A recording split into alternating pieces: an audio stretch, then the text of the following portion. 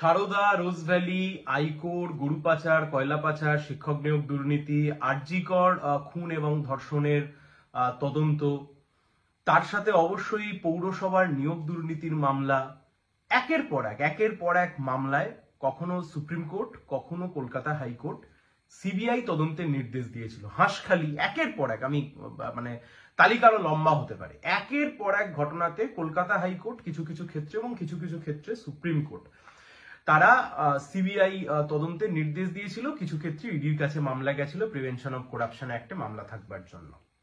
এবং সবচাইতে মজার বিষয়, যতগুলো সিবিআই তদন্ত এই মুহূর্তে আমাদের রাজ্যের বুকে হচ্ছে, মানে তদন্তের নামে ছেলে খেলা যাই হোক যা হচ্ছে, এই সব কটা তদন্তর কোনোটাই কিন্তু তৃণমূল কংগ্রেসের সরকার যে নিজে থেকে সিবিআই কে ডেকে দিয়েছে এমনটা নয়। প্রত্যেক কটা ক্ষেত্রে সিবিআই তদন্তের বিরোধিতা করেছে তৃণমূল সরকার, বিরোধিতা করেছে রাজ্যের সরকার।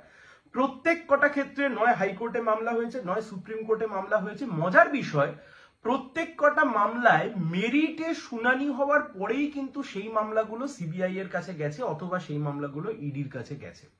সেটা শিক্ষক নিয়োগ দুর্নীতি হতে পারে, সেটা চিটফান্ড দুর্নীতির মামলা হতে পারে, সেটা নারদ ঘুষকাণ্ড হতে পারে, সেটা আপনার গরু পাচার হতে পারে, সেটা কয়লা পাচার হতে পারে, সেটা আরজিকর খুন এবং ধর্ষণের মামলা হতে পারে, সেটা হাঁসখালির ঘটনা হতে পারে, সেটা খাদ্য দুর্নীতি হতে পারে, খাদ্য কেলেঙ্কারি হতে পারে, অথবা সেটা হচ্ছে পৌরসভার নিয়োগ দুর্নীতি হতে পারে।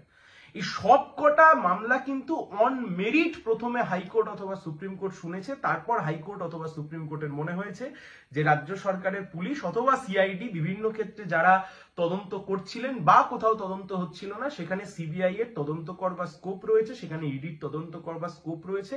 সেই কারণে সবকটা মামলাকে কখনো সুপ্রিম কোর্ট কখনো হাইকোর্ট ট্রান্সফার করেছে সিবিআই ইনভেস্টিগেশনের জন্য। প্রশ্নটা আজকে এই ভিডিওর মাধ্যমে আমরা গোটা রাজ্যের মানুষের কাছে এই সহজ সত্য কথাটাকেই আমরা সামনে রাখতে চাইছি। আচ্ছা, হাইকোর্ট অথবা সুপ্রিম কোর্ট মামলার মেরিট খুঁজে পায় যে হ্যাঁ দুর্নীতির অভিযোগ রয়েছে, স্পেসিফিক অ্যালিগেশন রয়েছে, সেই অ্যালিগেশন বা সেই অভিযোগগুলোর তদন্ত হওয়া উচিত, সিবিআই এর কাছে মামলা পাঠানো হয়, তারপরেই সেই মামলাগুলো ঠান্ডা ঘরে চলে যায় কিভাবে?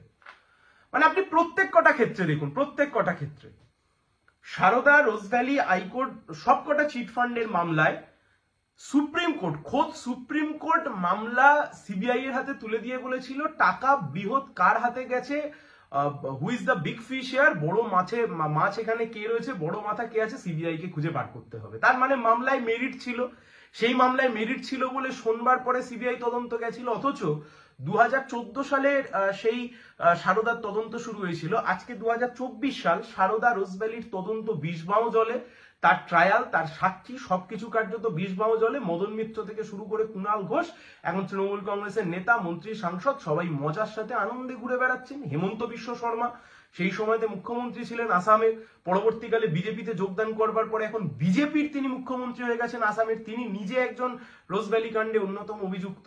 অর্থাৎ সিবিআই তে ঠান্ডা ঘরে চলে গেল। গোটা রাজ্যের মানুষ আমরা দুচোখ ভরে দেখলাম তৃণমূলের স্বনামধন্য নেতারা ঘুষ খেতে গিয়ে ধরা পড়লো খোদ শুভেন্দু অধিকারী। একের পর এক ভিডিও সামনে আসলো। কে সেই ভিডিও চালালো? সেই ভিডিও সামনে চালালো বিজেপি নিজেদের পার্টি অফিস থেকে। কলকাতা হাইকোর্টে মামলা হলো, সেই মামলার রায় হলো, সিবিআই কে তদন্তভার দেয়া হলো। সেই মামলা আজকে বিষবাও জলে। শুভেন্দুবাবু আজকে নিজে বিজেপির নেতা এবং রাজ্যের বিরোধী দলনেতা। অন্যদিকে আপনি দেখুন শিক্ষক নিয়োগ দুর্নীতির মামলা। শিক্ষক নিয়োগ দুর্নীতির মামলায় আরো সুন্দর ঘটনা। শিক্ষক নিয়োগ দুর্নীতির মামলায় বিশাল বড় দুর্নীতির তালিকা, বিশাল বড় দুর্নীতি। খোদ শিক্ষামন্ত্রীর বান্ধবীর বাড়ি থেকে কোটি কোটি টাকা উদ্ধার হলো। রাস্তায় বসে হবু শিক্ষকরা তারা লড়াই লড়লেন, তারা লড়াই আন্দোলন করলেন। কলকাতা হাইকোর্টে মামলা হলো, সুপ্রিম কোর্ট অব্দি সেই মামলা গেল। সেই মামলাতে তদন্তভার গেল সিবিআই এর কাছে। আদালত কার্যত গুঁতুনি দিয়ে দিয়ে শিক্ষামন্ত্রীকে সিবিআই এর কাছে অব্দি পাঠালো, গ্রেপ্তার করলো। সিবিআই ইডির কাছ থেকে গতকাল জামিন পেয়ে গেছে, সিবিআই এর কাছ থেকে পার্থ চ্যাটার্জি জামিন পাওয়া কার্যত সময়ের অপেক্ষা। আজ অব্দি শিক্ষক নিয়োগ দুর্নীতির মামলার কোনো এসপার ওসপার কিছু হলো না। অথচ শিক্ষক নিয়োগ দুর্নীতির মামলাকে কাজে লাগিয়ে প্রচুর মানুষ নিজেদের জীবনকে কার্যত একদম গুছিয়ে নিয়েছেন। কেউ সাংসদ হয়েছেন, কেউ বিচারপতির চেয়ার থেকে সাংসদ হয়ে গেছেন, কেউ নিজের রাজনৈতিক জীবন গুছিয়ে নিয়েছেন, সবাই সবটা গুছিয়ে নিয়েছে। কিন্তু দুর্নীতির কোনো শেষ নেই। দুর্নীতির আজকে সেই বিষবাও জলে। আরজিকর তদন্ত, খোদ কলকাতা হাইকোর্ট যে মামলার শুনানি করতে গিয়ে সিবিআই এর কাছে তদন্তভার তুলে দিয়েছিলেন দেশের সুপ্রিম কোর্ট নিজের সুমোটো আঙ্গিকে সেই মামলা নিজের কাছে নিয়েছিল। কলকাতা হাইকোর্ট যখন পুলিশি তদন্তের ওপর ভরসা রাখতে পারেনি তখনও সেখানে মামলার মেরিট ছিল বলেই সেই তদন্তভার সিবিআই এর কাছে গেছিল। অথচ দেখুন মমতা ব্যানার্জির পুলিশ যে সঞ্জয় রায় একজনই অভিযুক্ত, একজনই এই ঘটনা ঘটিয়েছে বলে প্রথম থেকে দাবি করে আসলো, সিবিআইও কিন্তু বকলমে কার্যত বুঝিয়ে দিল যে হ্যাঁ কলকাতা পুলিশ বা মমতা ব্যানার্জির পুলিশ যা তদন্ত করেছে, যা বলেছে, যা এতদিন বলেছিল তা ঠিকই বলেছিল, তারাও কার্যত হ্যাঁতে হ্যাঁ মিলিয়ে দিল।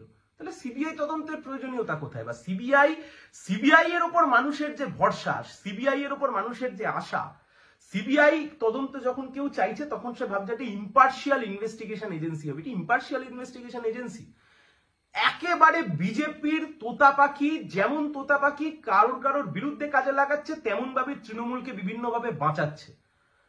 আপনি অজিত পাওয়ারের ক্ষেত্রে দেখুন, মহারাষ্ট্রে যার বিরুদ্ধে হাজার হাজার কোটি টাকার দুর্নীতির অভিযোগ, তিনি বিজেপিতে গিয়ে যোগদান করলেন, তিনি সমস্ত ক্লিনচিট পেয়ে গেলেন, তার সমস্ত সম্পত্তি ফেরত পেয়ে গেলেন। অর্থাৎ এই গোটা তদন্ত ব্যবস্থাটাকে বিজেপির সরকার কার্যত, আপনি মানুন না মানুন তাতে কিচ্ছু যায় আসে না।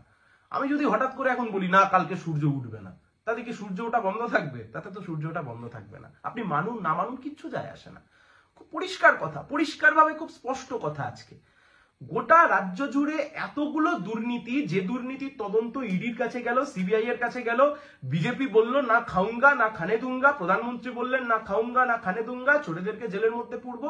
আজকে কোথায় কি খুন, ধর্ষণ, দুর্নীতি, একের পর এক নেতা যাদের জেল খাটবার কথা, সবাই আজকে লাটে জামিন পেয়ে বেরিয়ে চলে আসছে। এবং সবচাইতে মজার বিষয়, আরজি করের মতো সেন্সিটিভ ইস্যুতে চার্জশিট পেশ না করতে পারবার জন্য আজকে সন্দীপ ঘোষ বেরিয়ে চলে আসলেন, অভিজিৎ বাবু বেরিয়ে চলে আসলেন। এই সন্দীপ ঘোষ, যে সন্দীপ ঘোষকে খোদ মমতা ব্যানার্জি বাঁচাতে চেয়েছিলেন, এই অভিজিৎ মন্ডল, যে অভিজিৎ মন্ডলের বাড়িতে কলকাতা পুলিশের আধিকারিকরা পৌঁছে গেছিল তার বাড়িতেই আশ্বস্ত করবার জন্য যে হ্যাঁ আমরা কলকাতা পুলিশ, আমরা আপনাদের পাশে আছি। তাহলে সিবিআই এর ওপরে, বিজেপির ওপরে মানুষের কি আর সেই ভরসা রাখার জায়গা তৈরি হচ্ছে? আর হচ্ছে না। অথচ অদ্ভুত ভাবে দেখুন, প্রত্যেক কটা মামলায় কিন্তু মেরিট ছিল, প্রত্যেক কটা মামলার কিন্তু যৌক্তিকতা ছিল। আরে ছিল বলেই তো হাইকোর্ট হতে পারে, সুপ্রিম কোর্ট হতে পারে, সেই মামলাগুলোকে তদন্তের জন্য সিবিআই এর কাছে বা ইডির কাছে পাঠিয়েছিল। কিন্তু দল বদল ছাড়া আর কি হয়েছে? সিবিআই ইডি তদন্ত চলবাকালীন বাজার গরম করা ছাড়া আর কি করতে পারলো এরা? এতদিন হয়ে গেল, পশ্চিমবঙ্গের মানি মার্কেট থেকে কয়েক হাজার কোটি টাকা চিটফান্ডের ব্যবসার মাধ্যমে আউট হয়ে গেল, খুঁজে পাওয়া গেল না। এতদিন পরেও নাকি ট্রায়াল শুরু করতে পারলো না। আসলে ছেলে খেলার জায়গায় পরিণত করেছে ইডি, সিবিআই এর তদন্তগুলোকে ছেলে খেলার জায়গাতে পরিণত করেছে। পোস্টপল ভায়োলেন্স, এই যে বিজেপির নেতারা নিচে এসে, বিজেপির কর্মীরা নিচে এসে গালিগালাজ করবে বা কিছু করবে, পোস্টপল ভায়োলেন্স, বিজেপির লোক খুন হয়েছিল। হ্যাঁ, বিজেপির লোক খুন হয়েছিল। পোস্টপল ভায়োলেন্সের মামলা কি করেছে সিবিআই? পোস্টপল ভায়োলেন্সের মামলা ন্যাশনাল হিউম্যান রাইটস কমিশন এসেছিল, কি করেছে ন্যাশনাল হিউম্যান রাইটস কমিশন? খোদ শওকত মোল্লার বিরুদ্ধে অভিযোগ ছিল, কলকাতা হাইকোর্ট মামলা তুলে দিয়েছিল সিবিআই এর কাছে। 5 জন জাজের সাংবিধানিক বেঞ্চ বসেছিল, কনস্টিটিউশনাল বেঞ্চ ফর্ম হয়েছিল। কি করতে পেরেছে? পোস্টপল ভায়োলেন্সের মামলা, প্রত্যেক কটা মামলায় জেনে বুঝে প্রত্যক্ষ পরোক্ষ সমস্ত সমর্থন দিয়ে ইডি এবং সিবিআই এর হাত থেকে তৃণমূল কংগ্রেসের নেতাদেরকে, খোদ মমতা ব্যানার্জির ভাইপোকে, খোদ মন্ত্রী সভাকে বারংবার বাঁচাচ্ছে বিজেপি। খেলা খুব পরিষ্কার, খুব পরিষ্কার খেলা। দিল্লিতে বিজেপির সরকার থাকবে, পশ্চিমবাংলায় তৃণমূলের সরকার থাকবে। এখানে বিজেপিকে যে কোনো ভাবে বিরোধী পরিসরে রেখে দাও, যাতে সিপিআইএমটা না শক্তিশালী হয়, বামফ্রন্ট যাতে না শক্তিশালী হয়। আর ওখানেও এই যে খেলা শুরু হয়ে গেছে, মমতা ব্যানার্জি নাকি গোটা দেশের প্রধান বিরোধী মুখ, এই খেলাই খেলতে চাইছে। এই খেলা থেকে যতক্ষণ না আমরা বের করতে পারবো গোটা রাজনীতির পরিসরকে, ততক্ষণ অব্দি দুর্ভাগ্য আমাদের কপালে আরো নাচবে। দুর্ভাগ্যের হলেও সত্যি, ইডি সিবিআই আজকে মোদী অমিত শাহের আমলে যেভাবে তৃণমূলের নেতা মন্ত্রীরা চুরি, খুন, ধর্ষণ এত কিছু করবার পরেও দিনের আলোয় ঘুরে বেড়াচ্ছে, এতটুকুও যা ভয় ভীতি ছিল ইডি সিবিআই নিয়ে চোর জোচ্চোর খুনি দুর্নীতিবাজদের, সেটুকু আর মনে থাকবে না। সৌজন্যে বিজেপি এবং তৃণমূল কংগ্রেসের সেটিং, আর মাথায় আরএসএস এর হাত, এটুকুই।